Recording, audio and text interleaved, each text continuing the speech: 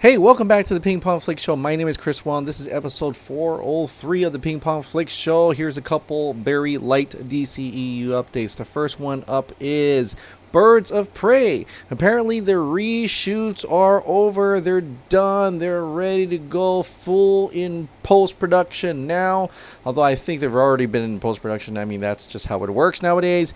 But they're going all in and they are going to finish this film so we can watch this baby on February 7th of 2020.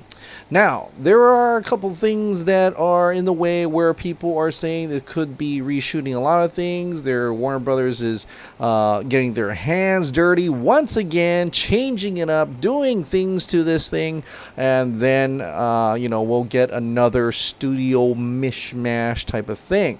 Christina Hodson seemingly wants us to kind of be aware that that's not going to happen, and this is very much Margot Robbie's baby. She has much interest in Birds of Prey. She said this: she's a comic book fan. Obviously, it's not a traditional team up, so then it was about finding fun, inventive ways of doing that. Warners were very supportive in terms of letting me go off leash.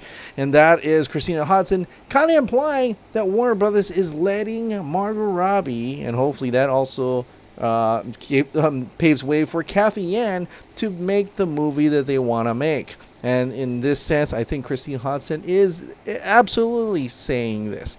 The other discourse was that this poster here shows a lot of Harley Quinn and very little of the other characters, which made people believe this is a Harley Quinn story and not a Birds of Prey story. Well, Christina Hodson had to say this too.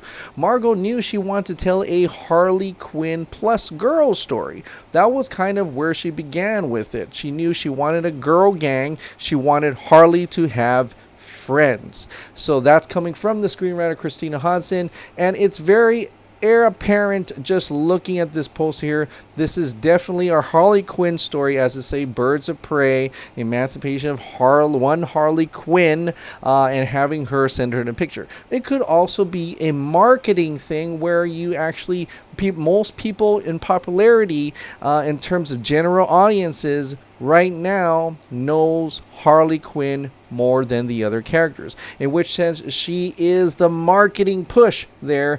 This is a Harley Quinn film, and then you'll start liking the other characters that are also in this story. And also I want to probably assume that because of that whole birds going around her and having it kind of look like it's in her head, this is her story, this is her point of view, then that makes a lot of sense that this is a Harley Quinn centric story, but about the Birds of Prey. So this is seemingly the direction they want to go with. We'll find out on February 7th if this actually works out, if this is what is being implied in the story, and if this is going to be an enjoyable, fun little film, and see if this will rank anywhere among the current DCEU. So I'm pretty excited about that. Birds of Prey, February 7th. It can't come soon enough. Now, the next thing is there is that other movie that's coming out. It is called Joker. It comes out next month. I can't wait to watch it. There is a lot of conversation about how violent it is, but also how interesting it is, how good it is, how, he deserves an award, Joaquin Phoenix, and a lot of great story moments and elements in this story.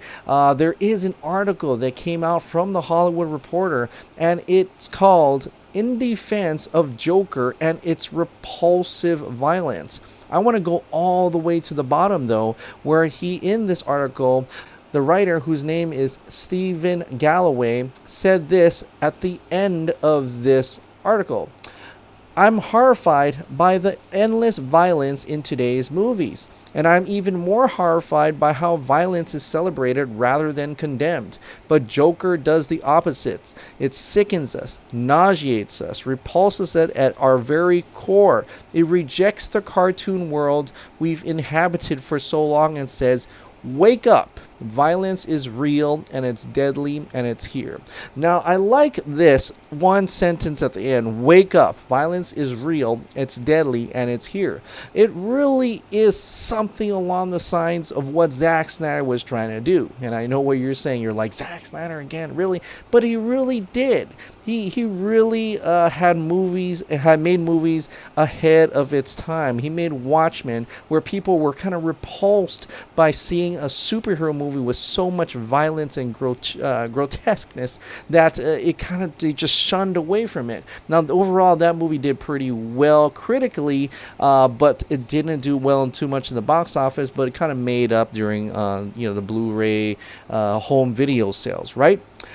He also, with Man of Steel, that violence and stuff, Batman v Superman. But in this sense, it is real. It's true. Why shun away from it when that actually happens? You should be feeling that way because that actually happens in real life. A superhero will maybe have to kill somebody to save the world. A superhero like Batman will have to do extreme things to get things done. There cannot be this cartoon world. And if you want to live in that cartoon world, that's fine. There's the Marvel route, man. Go ahead and check that out. But if you want to see movies that really tap into what's real, what needs to be talked about, what needs to be looked at in society today, then you can go no further than the current DC films, especially this movie that's coming out called Joker. And for a very interesting person who has come out and actually put this article out on Twitter is Diane Nelson. That's right, the former president of DC Entertainment, Diane Nelson, tweeted out in defense of Joker and its repulsive violence. And in this case, a lot of fans kind of attacked her or kind of questioned her why she would tweet this out, and because of what happened with Zack Snyder, what happened with Justice League. As you know, Diane Nelson had worked with Geoff Johns. She had also worked with John Byrne. They were the original crew that ultimately destroyed Justice League and turned it into something else. But the question is, what really happened behind the scenes? Who was being friends with who? Who was partnering with who? Who was really involved in charge of destroying Justice League? And it seems like maybe these different execs are now pointing the finger at each other. And Droider actually tweeted to response to Diane Nelson, says, you couldn't defend Zack's movie and whatever little darkness there was, busy playing politics then, but now I guess dark violence is cool. Someone else also responded from The Risen. He or she said, too busy helping her buddy Geoff Johns destroy his work from the inside. In which Diane Nelson actually responded to this fan saying, he's no buddy of mine. Wow. What a crazy way to kind of just come out and point the finger at Geoff Johns and saying, that's the guy you want to get mad at. He's no buddy of mine. There had been a lot of turmoil within Warner Brothers, within DC, and it could probably spell reason why a lot of them were let go. They were fighting each other. There were too many cooks in that kitchen. Everybody wanted to be the next Kevin Feige. You know, Geoff Johns wanted to be the next Kevin Feige. Diane Nelson probably also wanted to be the next Kevin Feige as being president of DC Entertainment. Everybody wanted a piece of that pie, and ultimately they, in a way, destroyed somebody else's work without having to try to create their own thing. I think that if Zack Snyder had finished his movie and then they decided years from now that Diane Nelson or Geoff Johns, whoever, wanted to reboot the whole universe and make their own thing, I think that would have been okay. But what they did was destroy somebody else's work and try to use their footage, try to use their story and made their own. And with a time limit of just a few months, really, and that ultimately was their own end.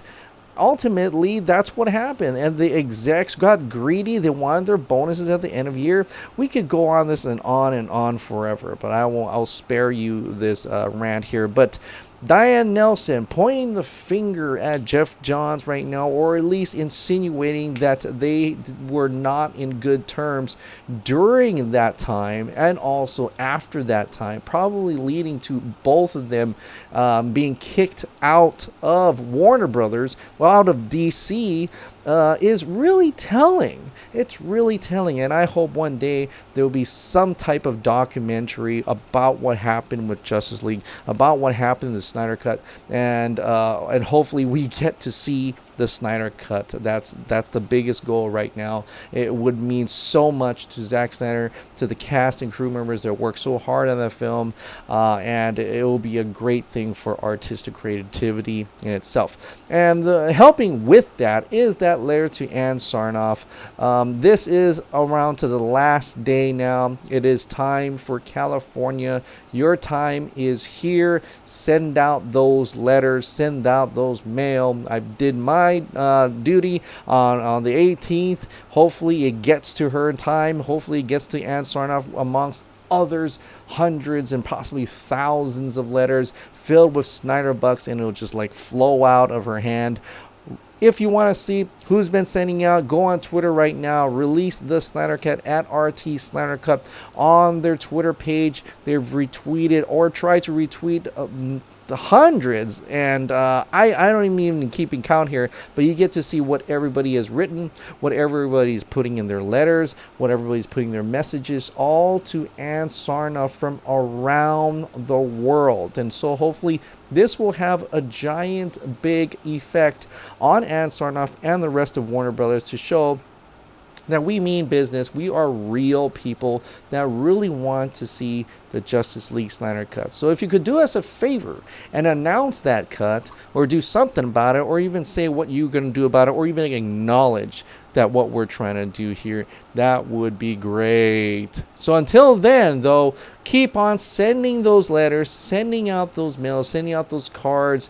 And like I even suggested, if you don't like Justice League, the Justice League version, mail that out to and ask for a return with a return copy of the Snyder Cut. That would be kind of funny. That would be kind of nice if you have them and if you want to. But until then, let's wait and see to see what Ann Sarnoff does. Let's wait and see to see what Warner Brothers does. And hopefully we get some type of announcement or acknowledgement about the release, the Snyder Cut of Justice League. All right, guys. Well, thank you so much for subscribing. Thank you so much for watching. I'll see you next time. Bye.